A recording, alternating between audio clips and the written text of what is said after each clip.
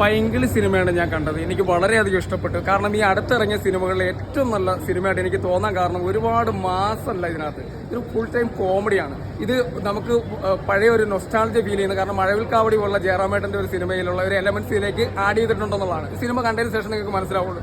എന്തായാലും ഇത് super hit സിനിമയാണ്. കാരണം ഇതിന്റെ പിന്നിൽ പ്രവർത്തിച്ചിട്ടുള്ള ആവേശം പോലുള്ള ഒരു സൂപ്പർ ഹിറ്റ് ടീമാണ് ഇതിന്റെ ക്രൂ ആയിട്ട് പ്രവർത്തിച്ചത്. അപ്പൊ എന്തായാലും ഇതിലൊരു മാറ്റം ഉണ്ടാവും എന്നുള്ളത് ഉറപ്പാണ്. അത് പ്രതീക്ഷിച്ച് ധൈര്യമായിട്ട് നമുക്ക് പൈങ്കിളി സിനിമ കാണാമെന്നുള്ളതാണ്. ഇതിന്റെ ഡയറക്ഷൻ ആണെങ്കിലും ഇതിന്റെ ക്യാമറ ആണെങ്കിലും BGM ആണെങ്കിലും അതുപോലെ ആക്ടിംഗ് ആണെങ്കിലും അമ്പാൻ മലയാളത്തില് ഇനി വരാൻ പോകുന്ന ഒരു യുവതലമുറയിലെ ഒരു നടനായിട്ട് മാറും എന്നുള്ള ഭാവിയാണ് അമ്പാനെ നമ്മൾ പ്രതീക്ഷിക്കുന്നത്.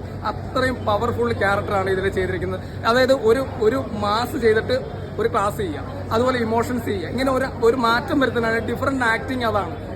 ഫുൾ ടൈം മാസം എന്ന് പറഞ്ഞാൽ നമുക്ക് ഇഷ്ടപ്പെടാൻ പറ്റില്ല. കാരണം വലിയൊരു ഹൈ ചെന്നിട്ട് അദ്ദേഹം താഴത്തേക്ക് വരാൻ സാധ്യത കൂടുതലാണ്. പക്ഷേ ഇതിങ്ങനെ ചെയ്യാൻ പറ്റുന്നത് ഭയങ്കര ഒരു കഴിവാണ്. ഇതിൽ അഭിനയിച്ചിരിക്കുന്ന ഓരോ സപ്പോർട്ടിംഗ് ആർട്ടിസ്റ്റും നമുക്ക് എടുത്തു പറയണം. നമ്മുടെ ഈ സുഹൃത്തിനെ ഞാൻ ഇവിടെ വെച്ച് പരിചയപ്പെട്ടാണ്. ഈ സുഹൃത്തിനകത്തൊരു സീൻ ചെയ്തിട്ടുണ്ട്. ഈ സുഹൃത്തിനെ പോലുള്ള ആൾക്കാർ മലയാള സിനിമയിലേക്ക് വരേണ്ട ആവശ്യമുണ്ട്. കാരണം ഇവരെയൊക്കെ ഉപയോഗിക്കണം. അത് ഞാൻ പറയണം. കാരണം ഞാൻ ഒരു തിയേറ്റർ റിവ്യൂ ചെയ്യുന്ന ആളായിട്ടാണ്.